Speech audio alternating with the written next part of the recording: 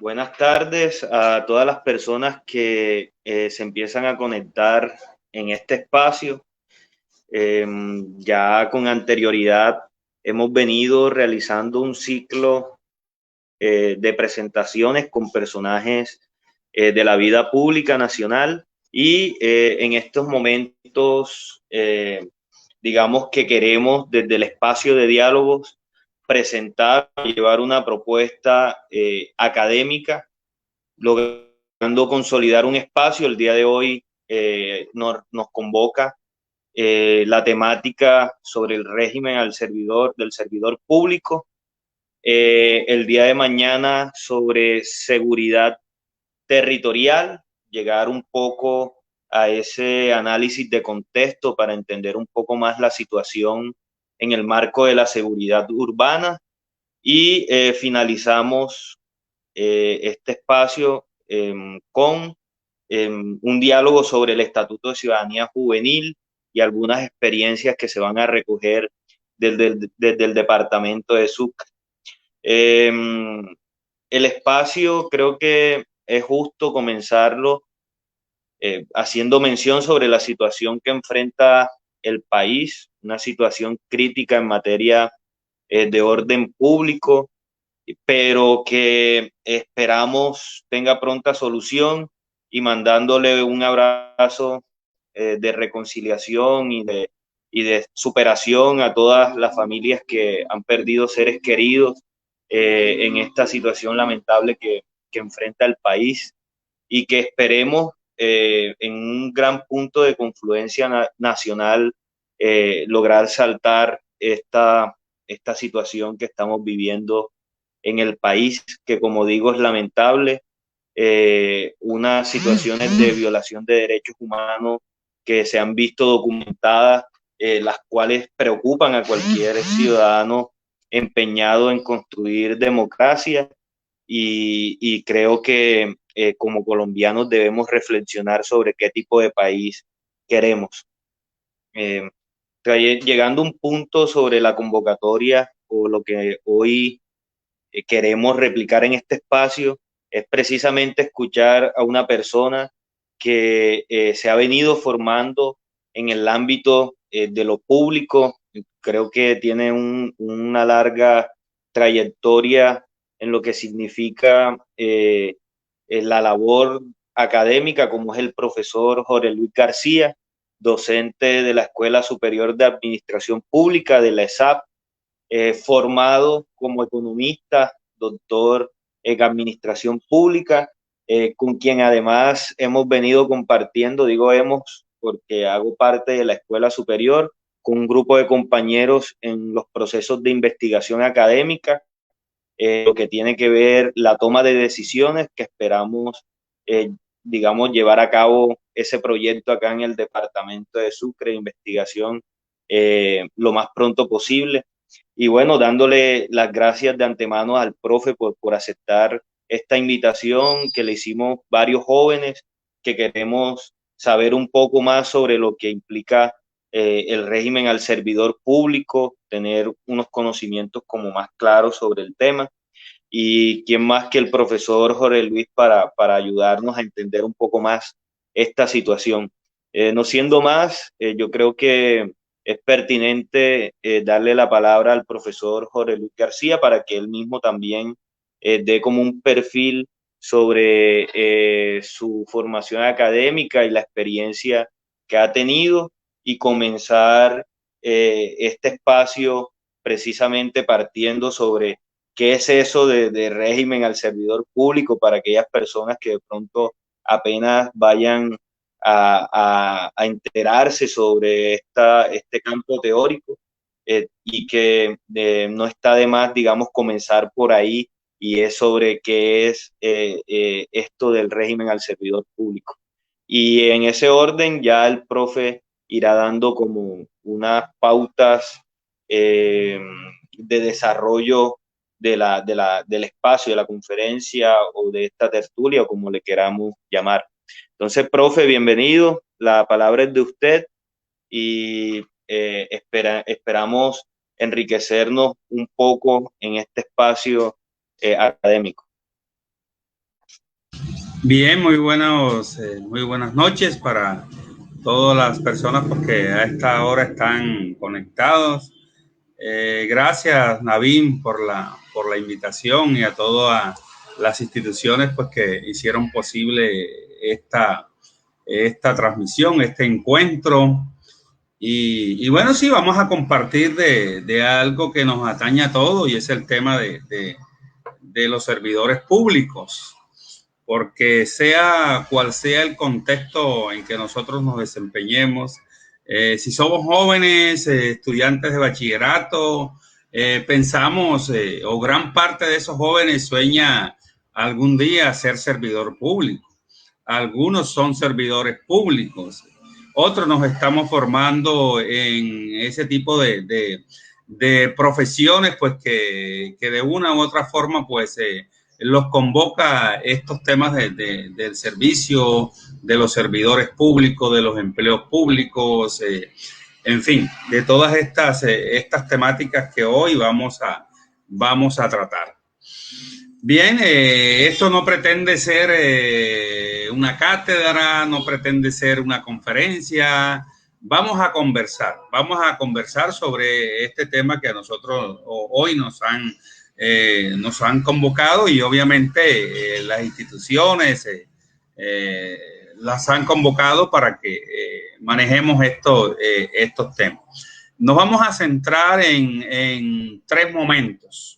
Vamos a dividir este conversatorio en 3 momentos. Primero vamos a hablar de qué es el Estado, porque para hablar de servicios servidor público tenemos que hablar de qué precisamente, de qué depende ese tema del servidor público, ¿cierto?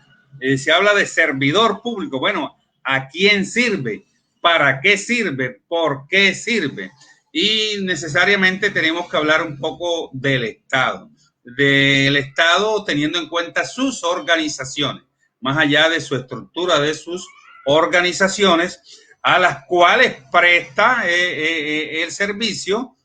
Eso pues que hemos dicho, vamos a querer ser, vemos, conocemos el amigo, el vecino, algún momento soñamos con llegar a esas posiciones. Entonces hay que entender el funcionamiento del Estado para entender que es un servidor público.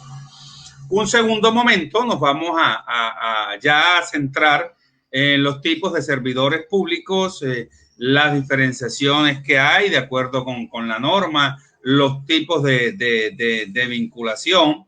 Aquí pues vamos a hacer una posición muy personal desde el punto de vista crítico sobre el tema de los tipos de servidores públicos, obviamente sin apartar la concepción jurídica de estos servidores públicos. Y un tercer momento, vamos a responder las preguntas, las inquietudes. Primero, pues vamos a ver qué tipo de servidores públicos se requieren en una etapa, digamos, post pandemia. Y obviamente para ello, pues tenemos que hacer una crítica frente a algunas situaciones que debieron haberse resuelto hace mucho rato. Pero bien, vamos entonces a trabajarlo por momentos, ¿cierto? 3 momentos, como dijimos. Vamos al primer momento y vamos a hablar del Estado, o la ubicación del servidor público dentro del Estado, ¿cierto? Bien, el Estado tiene una estructura, ¿cierto? Una estructura que nosotros conocemos tal vez desde primaria, y eso sigue siendo la misma, y al nivel que ustedes se quiera estudiar, eso no va a cambiar. A nosotros en primaria nos enseñaron que el Estado está ubicado, está compuesto por las ramas del poder público. Eso sigue siendo exactamente igual. Ya el nivel de profundidad en su estudio sí va a depender obviamente del nivel educativo. Entonces tenemos que decir que el Estado está compuesto por las tres ramas del poder público, que son la legislativa, la ejecutiva y la judicial. Que el Estado además lo componen los órganos de control, lo componen los órganos electorales, lo componen la organización territorial y lo componen los organismos especiales. ¿Y por qué hay que hablar de eso? Porque es que en cada uno de esos pilares, de esa estructura, hay servidores públicos, ¿cierto? Si hablamos de la rama legislativa, para iniciar, en Colombia la rama legislativa está compuesta por el Senado y la Cámara de Representantes. Son ellos quienes hacen las leyes, la función natural, la función de ellos es hacer las leyes.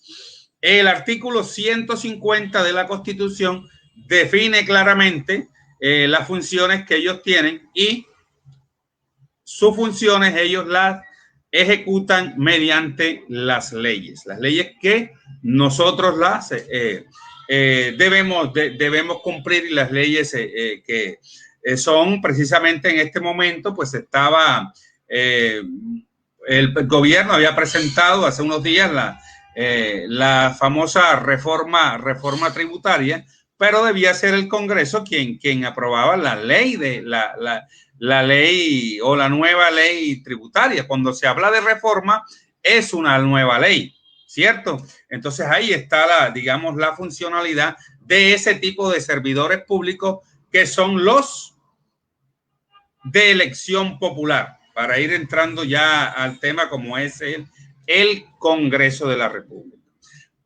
También está la rama ejecutiva del poder público. La rama ejecutiva del poder público compuesta por el gobierno. El gobierno en cabeza, obviamente, del señor presidente de la República, de sus ministros y de sus directores de departamentos administrativos. Ellos también hacen parte de la rama ejecutiva y también son servidores públicos.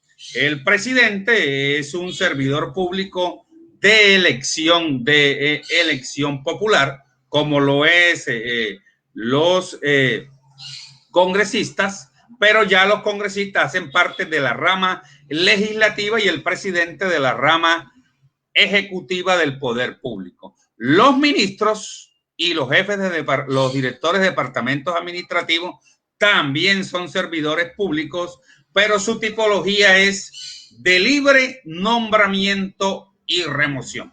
El señor ministro de Hacienda presentó su renuncia, el presidente de la República la aceptó y nombró de manera libre y espontánea. Por eso se llaman funcionarios de libre nombramiento y remoción. Son servidores públicos. También los señores ministros y los señores directores de departamentos administrativos de la rama ejecutiva.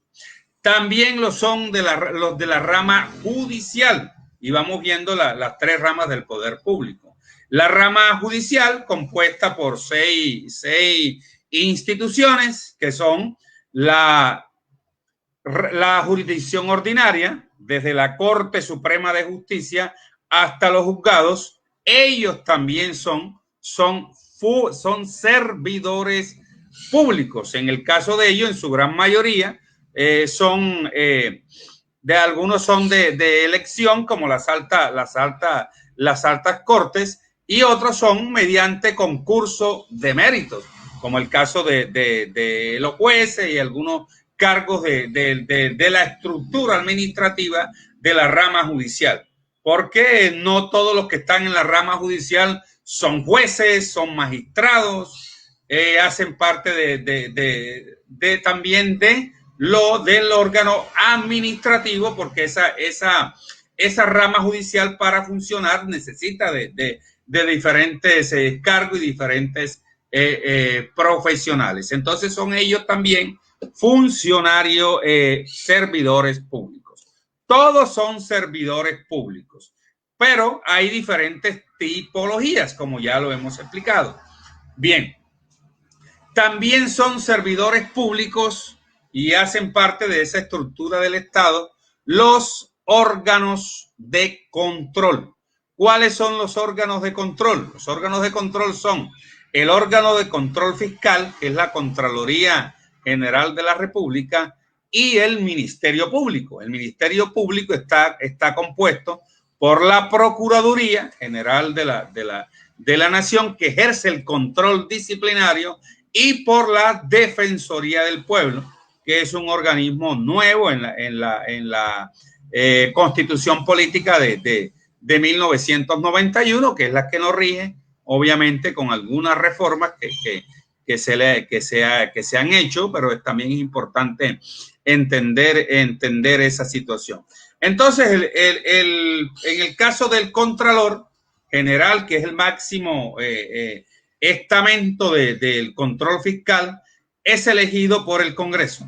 Y en el caso del Procurador, es elegido por el Senado, y el Defensor del Pueblo es elegido por la Cámara de Representantes. Ve ahí cómo hay las diferencias en los tipos de... Y ellos tres son de elección, en este caso son funcionarios de periodo, y ahí vemos ya también una ramificación, una tipología de los servidores públicos, ¿cierto? Del orden nacional.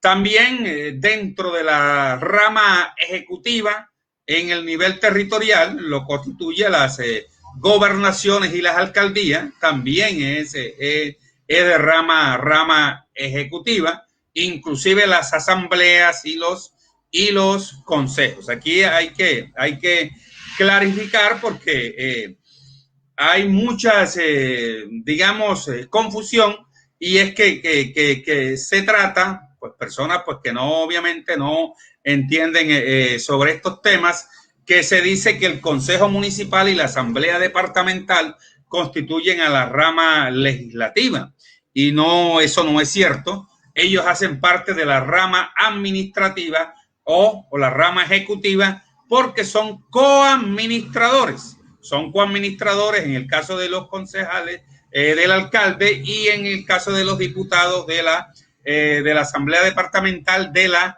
distintas gobernaciones, que entre otras cosas son 32 gobernaciones, no 36, como dijo el ministro hace algunos días. Son 32 departamentos, porque son 32 gobernaciones, y son 1.106 alcaldías, porque son 1.106 municipios en Colombia. Y todos ellos, los 32 departamentos y los municipios, corresponden a la rama ejecutiva del poder público.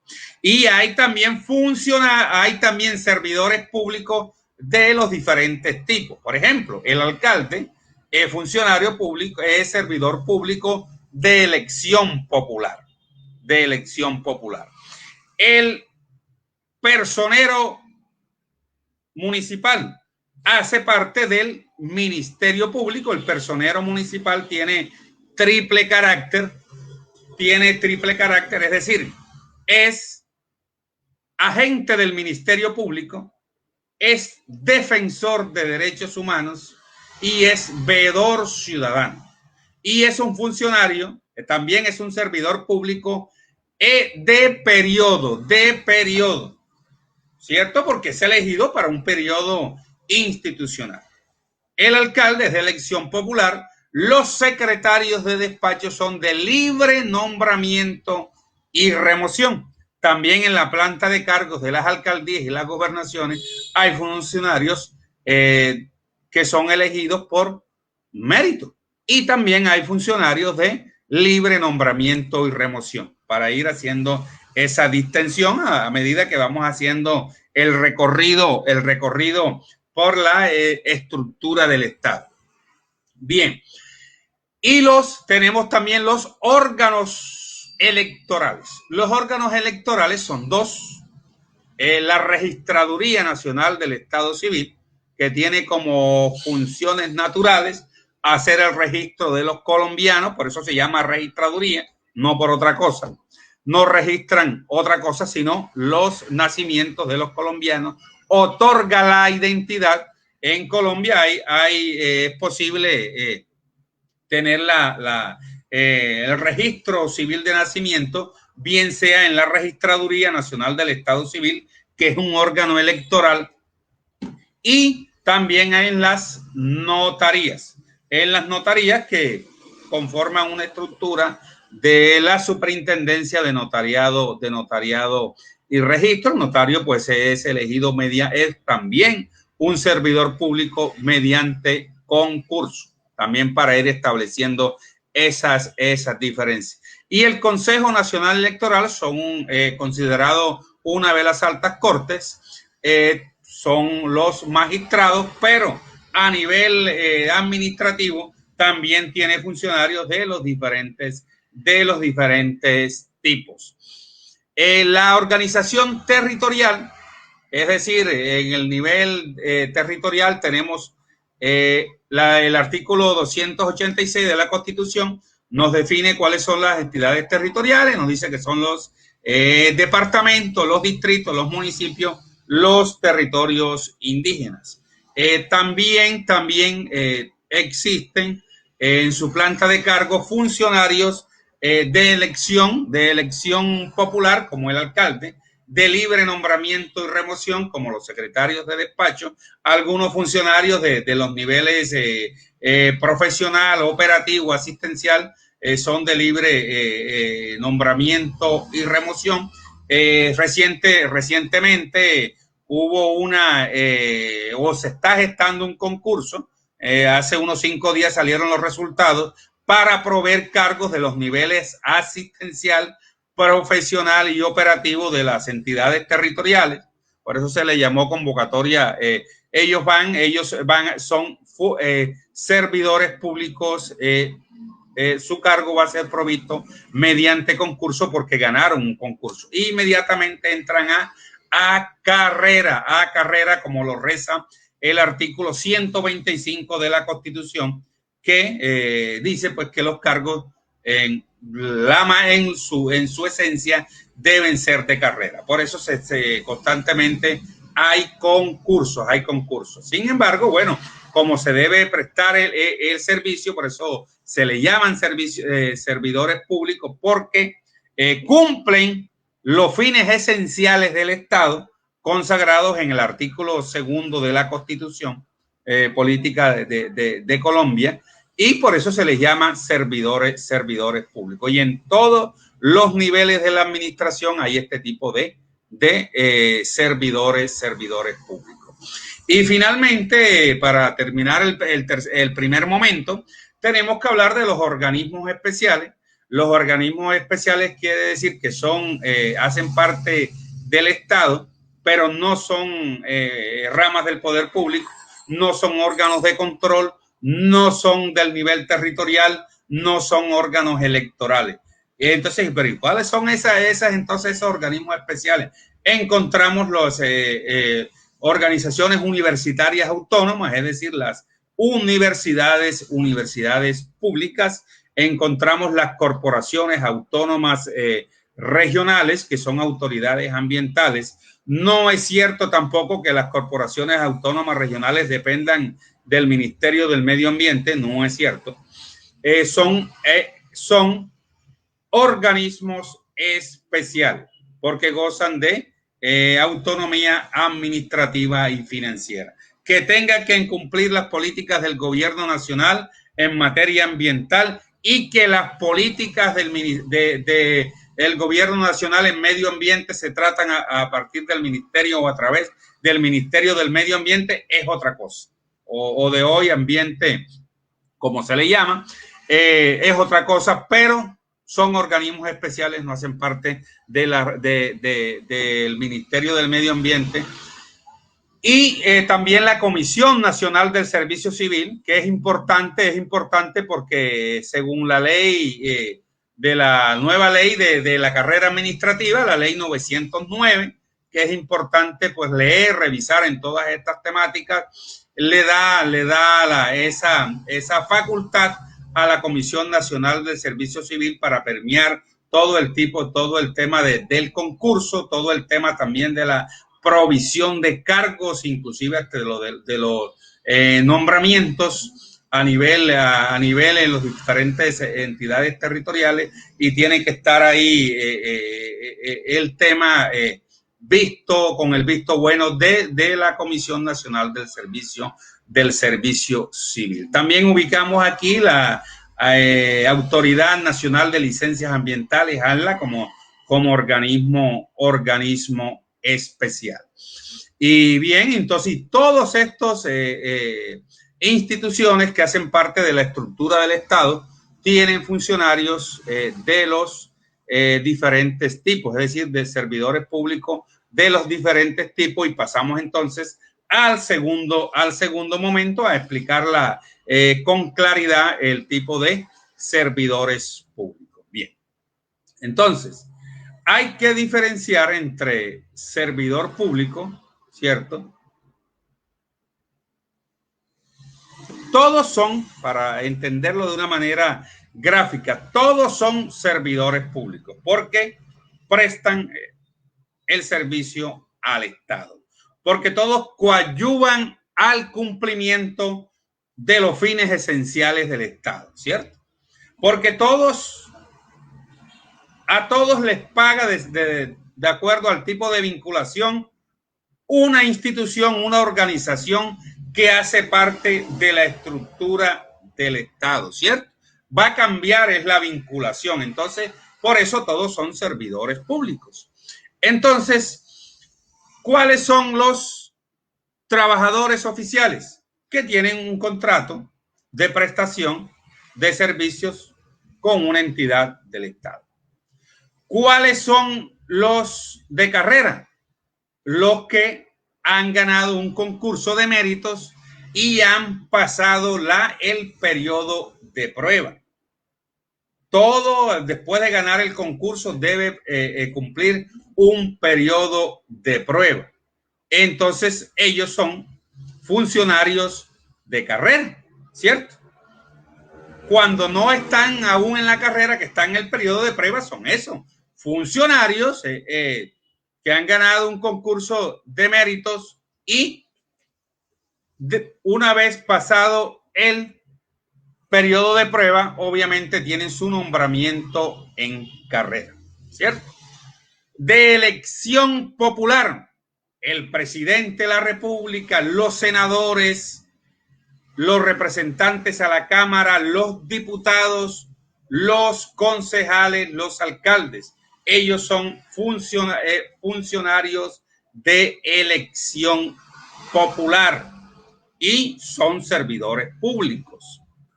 Los de jurisdicción especial, porque también hay unas carreras especiales. ¿Y cuáles son esas carreras especiales? Hay carreras especiales en la rama judicial, los docentes del magisterio, los policías y toda la fuerza pública. La fuerza pública también hay que hacer una claridad porque hay quienes confunden policías con militares. A ver, la fuerza pública está dividida por las fuerzas militares y la policía. ¿Y cuáles son las fuerzas militares? Las fuerzas militares son el Ejército Nacional, la Fuerza Aérea y la Armada Nacional. Esas son las fuerzas militares que sumadas a la policía, conforman la fuerza pública. Esa también ahí tienen un régimen especial, porque hablamos de régimen del servidor público. Ellos son régimen especial, como lo son también los docentes del magisterio. Son régimen especial, también hay que tener una claridad. Y dentro de ese régimen especial también hay una tipología de cargos. Los de carrera, los docentes que están en propiedad, que ganaron un concurso, pasaron su periodo de prueba y tienen su nombramiento que dicen ellos, nombrado en propiedad. Bueno, eso es de carrera, son de carrera, ¿cierto? Los provisionales, que provisionales también hay tanto en el régimen especial como el régimen ordinario, el régimen normal. Los provisionales son aquellos que están cumpliendo unas funciones, están en la planta de cargos, porque a veces también hay confusión. No, yo estoy en planta, tú no estás en planta, porque se cree que un provisional está en la planta de cargo, claro, y goza de todas sus prestaciones y goza de todos sus beneficios. La única diferencia es que no está en propiedad, sí está en la planta, pero no está en propiedad y no está en carrera. ¿Y qué quiere decir eso? Que algún día ese cargo que tiene ese provisional lo van a someter a concurso, como ocurrió ahora. Desafortunadamente, los provisionales que perdieron el concurso, ellos van a tener que darle el cargo a los que sí ganaron el concurso y que estaban afuera. Un poco para entender, no estoy a favor ni en contra de nada, porque por supuesto los provisionales que tienen 10, 12 años, pues ese es un tema, pero ese es un tema para otro escenario. En este escenario, pues tenemos que decir que desafortunadamente se quedarán sin sus puestos de trabajo, porque así lo establece la norma, que el provisional, cuando es sometida su cargo, porque tampoco se habla de plaza, eso era antes que se hablaba de plaza y si se llevaba la plaza, no. Ahora son cargos. Hay que hablar es de cargos. Entonces, como el cargo fue sometido a concurso de esas provisionalidades, entonces tienen que entregar el cargo a esos que ganaron el concurso. También se dice, bueno, que no ganaron, hubo cargos que no ganó nadie. Entonces sigue el provisional hasta que el cargo sea provisto en concurso. Entonces vean que ahí tenemos el provisional. También hay otro tipo de cargo que es el temporal. ¿Cuál es el temporal? Cuando el titular, el que está en carrera, se separa del cargo para atender otro cargo, para vacacionar, para estudiar, se separa temporalmente, por eso se llama. Entonces, como ese cargo no puede quedar, que se fue un docente de vacaciones, se fue a Europa, quería conocer Europa, un docente en carrera. Entonces no hay que los chicos se quedan sin clases. No, eso no puede ocurrir. Eso hay que proveer ese cargo con una vacante temporal, con un empleo temporal. Él dejó una vacante temporal, se provee con un empleo temporal o un cargo temporal. ¿Y qué quiere decir eso? Que cuando venga el titular, el que está tiene que salir. Si demoró, si alargó las vacaciones, si alargó la comisión, sigue el que está en nombramiento temporal. Entonces vean cómo está el tema de las diferenciaciones para el tema de los empleos diferentes, servidores públicos. Trabajadores oficiales, los que tienen contratos de prestación de servicio. De enero, lo que antes se llamaba o se mal llamaba las OPS, órdenes de prestación de servicio. Bueno, esos son trabajadores oficiales. Normalmente es por un año, por aquello del tema fiscal, los presupuestos de las entidades, porque la norma de presupuesto, las normas de presupuesto, más exactamente el Estatuto Orgánico del Presupuesto, el decreto 111 del 96, así lo define. Las vigencias fiscales van de enero 1 a diciembre 31. A veces las entidades, mientras están organizando, entonces contratan a la persona de febrero a noviembre, porque se supone que ya en diciembre van a descansar, a repartir al niño Dios. Entonces le hacen el contrato al empleado del 1 de febrero al 30 de noviembre. Después que sea de un año o menos, pues ahí tiene toda la posibilidad. No se usa tanto, aunque hay algunas excepcionalidades, pero no se usa más de un año por el tema del aspecto fiscal. El año fiscal va de enero 1 a diciembre 31, así lo establecen los presupuestos y así lo establecen las normas en materia presupuestal. Bien, y pasamos entonces al tercer momento. Dije que eran tres momentos. Bueno, en cuanto a normatividad, bueno, la ley 909, la ley de la carrera administrativa. En el caso de los docentes, el decreto ley 1278 del año 2002 rige a los docentes de la nueva ola, de los que la carrera docente después de la Constitución de 1991. En este momento hay otro tipo de docente que llaman el viejo estatuto del decreto 2277.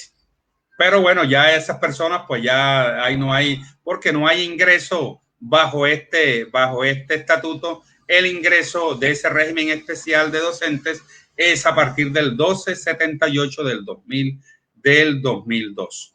La ley 715 también, que es la misma ley de transferencias, porque es que todo el tema del empleo público está y de los servidores públicos está ajustado a lo presupuestal, a las transferencias, al tema financiero. ¿Y con qué le van a pagar el sueldo? Pues eso tiene que tener un soporte desde el punto de vista financiero. Y es la ley de transferencias, la ley 715, que esa misma ley dio la posibilidad para que el gobierno expidiera el régimen de los docentes. Se llama Estatuto de Profesionalización Docente. Es una ley que le da esa facultad al gobierno, el Congreso mediante una ley. Entonces la norma que se expide es un decreto ley o un decreto con fuerza de ley. Por eso se habla de estatutos siendo decretos. Algunos dicen decreto, no dicen decreto ley por ahorrar palabras. A mí me gusta pues llamar el concepto claro, es decreto ley o decreto con fuerza de ley, porque puede confundir al que no de pronto puede interpretar. No todos los 48 y tantos colombianos son abogados y son entendidos de estos temas. Entonces por eso es importante, y como las normas no es para los abogados sino es para todo el mundo, es bueno llamar las cosas por su nombre. Entonces el decreto ley 1278 en el caso del régimen especial de los docentes del magisterio. Como régimen especial, obviamente la policía también constituye un régimen especial, y también lo habíamos dicho la rama judicial.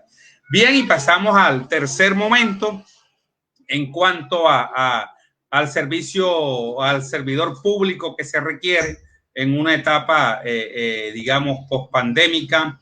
Y bueno, la pandemia nos dejó una enseñanza en este tema de servicio público, y es el tema que había algunas situaciones o se encontraron algunas situaciones, o más bien se desnudaron algunas situaciones que la verdad debieron estar resueltas hace algún tiempo, como el caso de la conectividad en las instituciones educativas. Eso las TIC debió ser el orden del día, y no que la pandemia fuera necesidad de la pandemia, ¿no?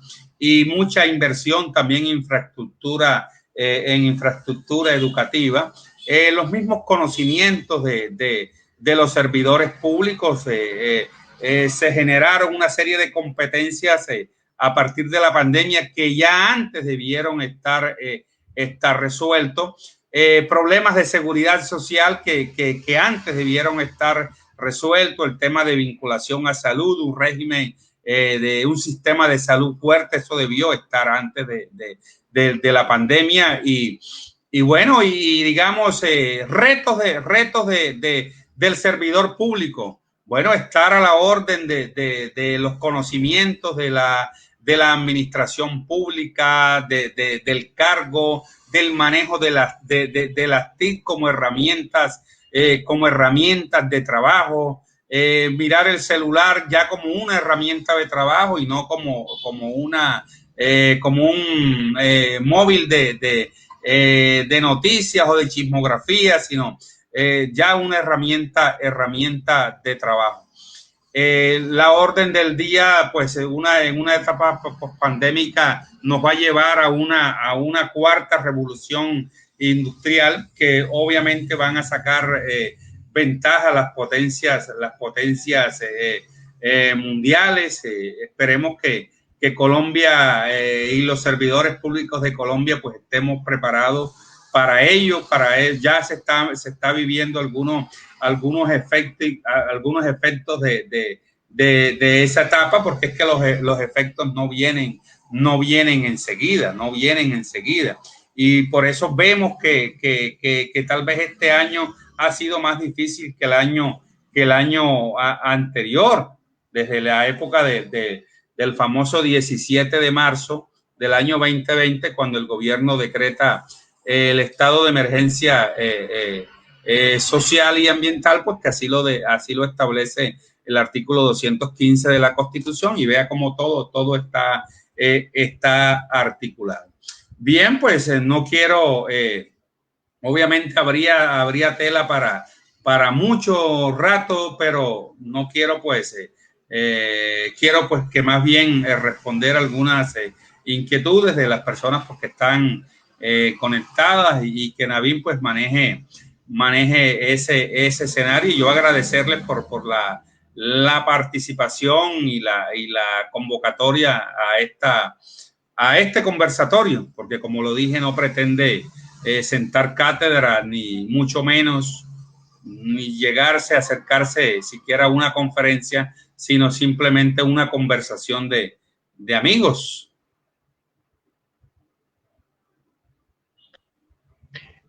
Listo, profe, no, agradecido, digamos, por la disertación que acaba de hacer, y lograr, digamos, un poco también contextualizar la temática. Previo a la discusión, surgieron un par de dudas que me gustaría plantearles en este momento, y sé que de pronto traen consigo un discurso un poco más complejo digamos, la naturaleza de la misma pregunta, y es básicamente, digamos, ¿qué opinión le merece a usted frente a los cambios o las modificaciones que se hicieron con el nuevo código disciplinario, que si mal no estoy, desde el 1 de junio, si no me falla la memoria, va a empezar a tomar vigencia por digamos, por unas condiciones jurídicas particulares? Entonces, no sé si le planteo de enseguida la otra pregunta, y es básicamente, ¿cuál es la diferencia fundamental entre un empleado y un trabajador oficial, digamos? Un empleado público y un trabajador oficial, ¿cuál es la diferencia más notoria que hay entre ambos? Entonces, yo creo que este par de preguntas posteriormente, si algún compañero o alguien en el espacio tiene algo más que adicionar respecto a alguna duda, con toda la voluntad del mundo se plantea.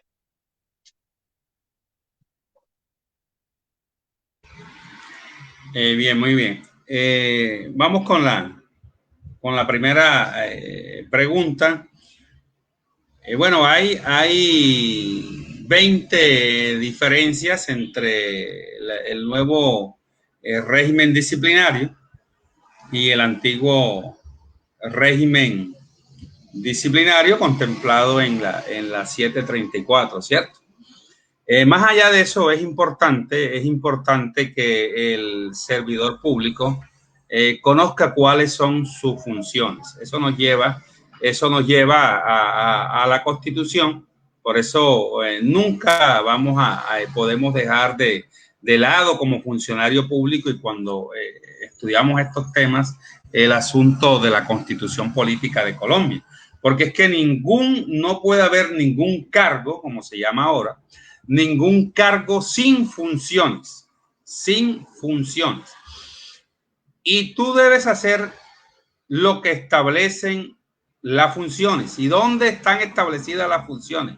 En la Constitución, en la ley, ¿cierto? En los estatutos de la entidad para el cual tú prestas el servicio. Todas las entidades tienen un manual de funciones y requisitos, y ese manual de funciones y requisitos debe estar ajustado a las normas. Por eso es que cada organización pública debe tener una oficina de control interno, o por lo menos un funcionario pues que ejecute estas tareas. Entonces, cambios trascendentales en realidad no hubo. Sencillamente lo que hubo fue una actualización del contexto, porque lo que ocurre es que las normas se piden en un contexto histórico, ¿cierto? De acuerdo a lo que se está viviendo en ese momento, en ese contexto que podría cambiar 10, 15, 20 años después. Entonces, cuando queremos interpretar una norma que fue expedida hace 20 años, pues, de pronto podemos encontrar algunos divorcios con la realidad, porque es que digamos, la sociedad, la tecnología, la economía va muy rápido, ¿cierto? Y esas situaciones, y la norma debe ajustarse a esas situaciones. Y a veces se pretende que las situaciones, la economía, se ajusten a la norma. Y entonces ahí es donde se presentan los errores. Pero después que una entidad pública diseñe su manual de funciones como corresponde, que el funcionario, el servidor público, sepa cuáles son sus límites, cuáles son sus verdaderas funciones, no va a haber ningún inconveniente. Lo que ocurre es que a veces hay sobredimensión de funciones y entra porque es el amigo del jefe, entonces se vuela los conductos, pero eso es una práctica que no debe darse. Y en cuanto a la diferencia del empleo público y trabajador oficial, es bastante sencilla. El empleo público son los cargos reglamentados a partir de la ley 909, y los trabajadores oficiales tienen un contrato de prestación de servicio y regido por las normas de contratación. En este caso, pues la ley 80 del 93 y todas las disposiciones, la ley 1150 también y todas las disposiciones en materia de contratación. El empleo público tiene una vinculación, la diferencia está en la vinculación de manera directa en el caso de los empleos de carrera, de acuerdo al artículo 125 de la Constitución, y los otros tienen un contrato laboral, en algunos casos de prestación de servicios, en algunos casos de apoyo a la gestión, porque no existe en la planta de cargo. En la planta de cargo una persona pues con ese perfil o que puede hacer esas tareas. Esa es la gran diferencia. Y lo otro, pues radicalmente no hay no veo ninguna diferencia. Simplemente hay un contexto de tiempo económico de la sociedad, pues que tendría que darse. Hay en estos días, pues un funcionario solicitó una comisión de estudios para ir como que un funcionario de carrera solicitó una comisión de estudios y había dificultad en la entidad para entregarle porque decía que la norma establecía que la matrícula, porque la norma cuando salió la matrícula era impresa, había un documento de matrícula, la famosa ficha de matrícula que me entregaba a mí Lucy, la decana de economía de la Universidad de la Costa, una ficha de matrícula. Lucy, la decana, me la entregaba. Eso no existe. Y entonces, ¿cómo le van a pedir a ese funcionario algo que no existe? Y decían en la entidad, no, pero es que la ley lo dice. Entonces vean cómo a veces queremos es ajustar la realidad económica, académica, social a la norma. Y no es así. Es la norma la que tiene que ajustarse a la dinámica social. Y lo saben todo quien en primer semestre de Derecho. La costumbre hace ley, el famoso derecho consuetudinario. Pero vean que siguen ocurriendo esos errores en las entidades y a veces esa es la dificultad de ajustar la norma al tiempo histórico. ¿De dónde iba a sacar esa ficha de matrícula si ya eso se hace en línea? Y él acudió a mí y yo le dije, no, mándale un pantallazo y ese pantallazo imprímele y ya ese es el documento. Esa es la ficha de matrícula. ¿Qué otra cosa se podía presentar donde ya ahora todo es en línea? Ya la época del telegrama ya no está. Entonces, un poco para responder de manera gráfica esa pregunta. Profe, otra duda que me gustaría plantearle y es específicamente sobre el rol que tienen las comisiones de personal, dado que esta pregunta surgió de una persona que argumentaba, digamos, en el momento de discutir sobre el espacio, precisamente este espacio, surgió esa duda dado que las condiciones laborales que él tiene como servidor no son las más adecuadas, dado que está ejerciendo unas funciones que no están dentro de sus roles.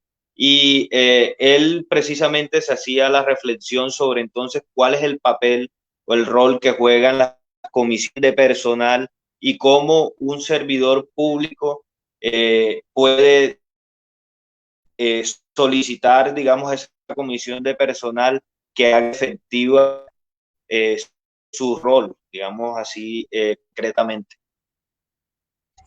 Muy bien, bueno, tiene relación con la pregunta, un poco con la pregunta anterior. Primero, el servidor público debe cumplir lo que está establecido en sus funciones. Eso está claro.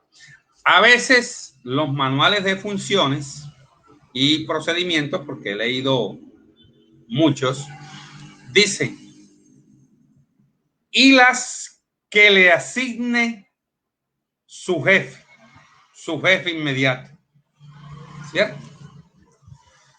Pero el jefe inmediato también tiene funciones. La dependencia de ese jefe también tiene funciones. Y él no puede asignar nada que no sea competencia ni de él ni de la oficina. Entonces habría que entrar a mirar eso. A veces porque jefe deja pagarle la factura del celular, ni siquiera el de la oficina ni el de la dependencia, sino el del personal. Él no está para eso. Entonces algunos jefes, no, pero es que aquí dice, mira, y las que les asigne su jefe. No, eso de asigne su jefe también tiene un límite. Repito, porque el jefe tiene unas funciones y la dependencia del jefe tiene también sus funciones. Entonces, eso es lo que hay que mirar. Hay que diseñar buenos manuales de funciones. Hay que mirar, la comisión de personal está para hacer cumplir el manual y respetar que se cumple y que se cumplan todos los derechos del servidor público. Pero no puede hacer ni aún establecido de dejar eso que está como suelto, que las que le asigne su jefe, porque algunos yo he visto eso también. Profe, aquí en los comentarios en el espacio virtual, el señor César Benítez plantea muy puntual una situación que de hecho me parece muy interesante. Y es qué pasa con un empleado que tenga 60 años de edad en un cargo provisional y pierda el concurso teniendo más de 20 años de servicio. Bueno, si tiene la situación que plantea, si tiene 20 años de servicio, ¿cierto? Y tiene 60 años ya por servicio, por tiempo de servicio, ya está, cumplió las semanas para pensionarse, ¿cierto? Ese empleado, la entidad, ahí faltó de pronto qué tipo de cargo entiendo de acuerdo a la pregunta, es que el funcionario es de carrera, ¿cierto? Faltó de pronto esa parte, pero entiendo si es provisional, tiene una provisionalidad. Ya cumplió la edad, ya cumplió, o la edad no, pero sí el tiempo, porque entiendo que si la pregunta y si no se ha pensionado es porque lo cobija la pensión a los 62 años. Bueno, primero, si ese cargo fue sometido a concurso, hay un error de la entidad. Ese cargo no debió someterse a concurso, porque hay un funcionario provisional con algunas condiciones especiales, y esa condición especial es esa, que tiene 20 años de servicio y que tiene 60 años, primera falla. Pero sí se sometió, la verdad, ese funcionario debe permanecer en encargo o hacerle un traslado horizontal. Habría que mirar cuántos cargos similar a ese hay, cuántos pasaron. Hay que entrar a establecer eso, ¿cierto? Pero tiene porque es que son 20 años de servicio, ya cumplió una de las condiciones para la pensión. Entonces, eso no, sinceramente no debió someterse a concurso.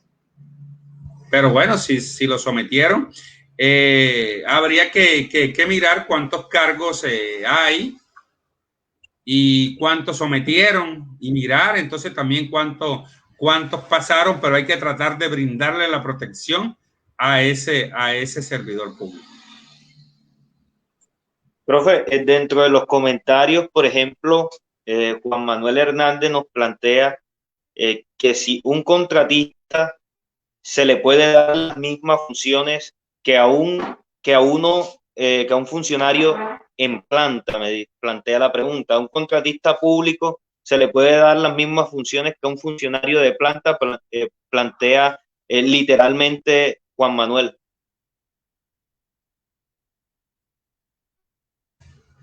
No, porque es que precisamente lo que le da vida, lo que le da la vida al contratista es que no hay en la planta de cargos quien cumpla esa función. Entonces no se le puede, y si es por reemplazo, menos. Se podría ver de pronto si son funciones complementarias, es decir, que hay que atender lo mismo. Y bueno, se van a dividir las tareas, de pronto ahí sí, pero darle las mismas funciones no, porque ahí se cae inclusive el principio porque es que lo que le da vida o lo que permite el contratista es la inexistencia en la planta de cargos de quien haga eso.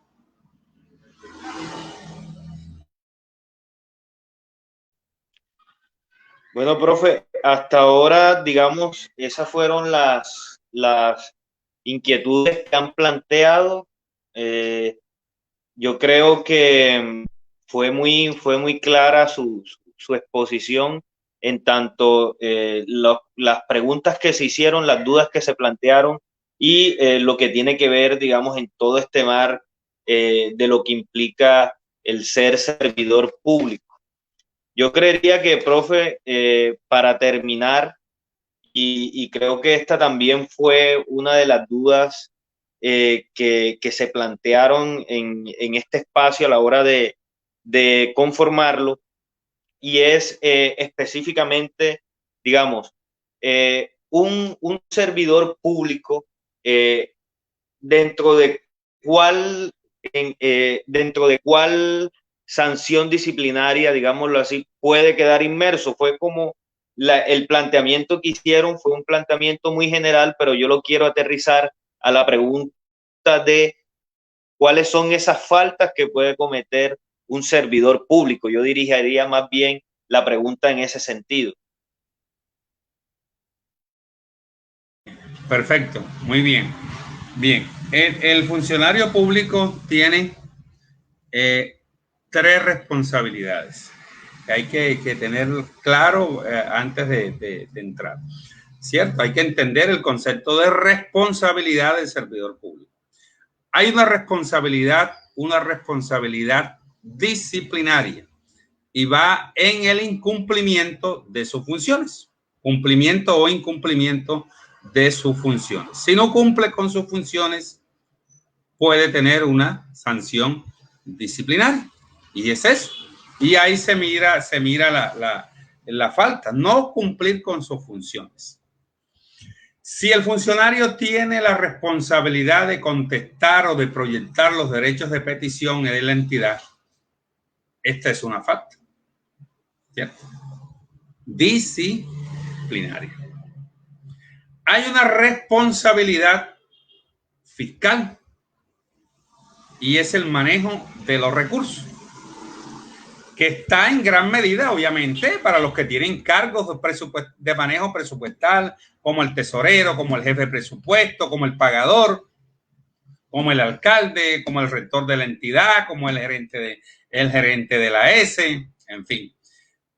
Pero de pronto podría decir, no, yo soy secretaria, ¿yo qué responsabilidad fiscal puede tener? Bueno, pero es que tú manejas unos muebles que son de la entidad. Tú tienes un computador que es de la entidad. Tú probablemente tienes unos teléfonos que son de la entidad. Y eso yo no he visto todavía el primer aviso que digan se regalan computadores, se regalan celulares, se regalan papel inclusive, porque es que a veces tenemos situaciones insignificantes y que pretendemos, pero no, eso tiene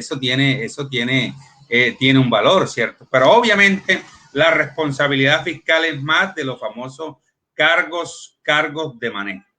Y hay una responsabilidad penal, que tal vez era la pregunta que hay unos delitos que tipifica el Código Penal y que se llaman delitos contra la administración pública. ¿Cierto? Tenemos en primera instancia el peculado y sus diversas clasificaciones.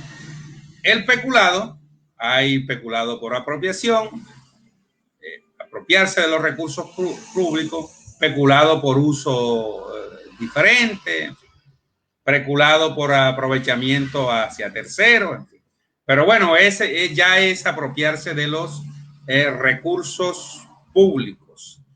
Una secretaria que vende un computador, y allá vamos al caso no estoy en contra de las secretarias, pero es que yo sí he escuchado mucho, yo soy secretaria, yo no manejo qué fiscal, ni qué responsabilidad fiscal, ni qué nada, ni penal, si yo no manejo dinero, ni nada. No, pero puede ser susceptible de vender un computador, y esto dependiendo del tipo de empresa pública puede si es una S y vende que tenga una farmacia y venda medicina, ¿sí me entiendes? Eso puede ocurrir. De un colegio que se vendan la tinta, los marcadores, los computadores, en fin. Esto es constitutivo de peculado. Entonces puede incurrir en esa situación. También puede que se valga de un tercero para cometer el ilícito, es decir, alguien que no es funcionario público. Entonces opera el cohecho. Ese delito se llama cohecho. Ya estamos en la responsabilidad penal. Hacer algo contrario a la ley tan sencillo como expedir algo que no va dentro de sus funciones. Yo tuve en la mano una resolución firmada por un rector de una institución educativa. Afortunadamente eso no fue por aquí cerca, un rector por allá bien lejos, tal vez en uno de los departamentos que citaba el ministro de Justicia. Eso no fue por aquí cerca. Entonces, donde un rector, mediante una resolución, trasladaba a un coordinador. Eso se llama prevaricato. Prevaricato. Expedir un acto contrario a su función, es decir, a la norma. Un rector no está facultado para trasladar a ningún funcionario, mucho menos un coordinador que obviamente tiene un nivel directivo. Entonces, vean que se ocurre, eso puede ser. Afortunadamente eso quedó ahí, nadie se miró y se sirve, por ejemplo, para yo citárselo ahora. Pero si eso va a los estados judiciales, probablemente le puede, porque el prevaricato sencillo va de 1 a 3 años de cárcel, que en este caso, bueno, es carcelable porque es por debajo de los 4, pero bueno, 3 años, imagínense, 3 años sin... y obviamente destituido del cargo, ¿cierto? Porque ya está lo disciplinario y vean. Entonces también puede cualquiera que haga un acto contrario a sus funciones, sobre todo cuando se piden normas. Y aquí Hans Kelsen nos enseñó cuáles son las normas. A veces creemos que la norma es la Constitución, que es la ley. No, una resolución es una norma, un acta. Cuando esos consejos, esos cuerpos colegiados en una acta aprueban algo que no está de sus funciones, puede operar el prevaricato porque eso es una norma. Hans Kelsen nos enseñó eso, que eso es una norma, el famoso ordenamiento jurídico o la pirámide de ordenamiento jurídico. Hans Kelsen. Pronto aquí citamos nombres y de pronto los que tienen en gran medida conocimientos en derecho son los que entienden. Un jurista que ideó la famosa pirámide de ordenamiento jurídico, donde él explicaba que ninguna norma inferior puede contradecir a las normas superiores, y la norma superior es la Constitución, luego la ley, luego el decreto con fuerza de ley, pero hay unas normas abajo, bien abajo, que son las actas. Eso es una norma. Por eso es que a veces muchos funcionarios dicen que quede en acta, tal cosa, que quede en acta, porque eso es susceptible de todas las responsabilidades disciplinarias, fiscales y penales. Bueno, Navín, eso serían así. También está la celebración indebida de contrato, pero ya eso es para el que tenga la facultad de contratar. Está la concusión, cuando se tiene concusión, eso un favor a cambio de un pago. Favor que es una función, ¿no? Yo te doy un cupo en el colegio, pero me das 200,000 pesos. O te doy esto, pero me das aquello. Ese delito se llama concusión. Cuando el funcionario público, en uso de su fuero, porque tiene un fuero, así como también quien le pegue a un funcionario público en el uso de sus funciones, también puede eso está también tipificado como delito.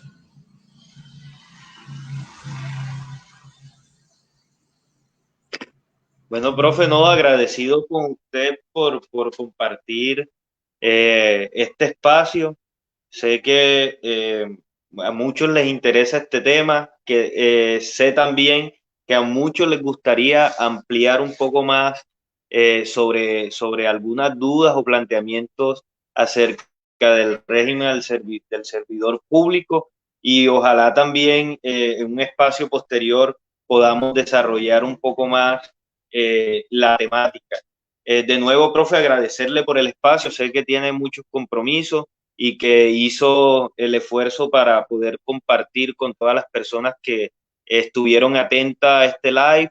De igual forma, a todas las que van a estar compartiendo, esto queda aquí en la página de Diálogos por Colombia, que es un espacio ciudadano, un espacio de la juventud sucreña que quiso hacer o que quiere hacer una apuesta por democratizar saberes y democratizar espacios de discusión que sirven de mucho a la construcción de la democracia en el país.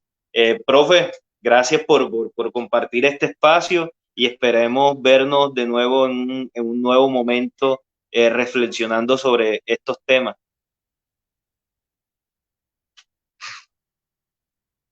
Muchísimas gracias, Naveen, por tu invitación y a todos pues los que se conectaron a esta hora y los que se van a conectar a través de las diferentes plataformas, pues muy agradecido y siempre dispuesto en estos importantes temas sobre la vida nacional.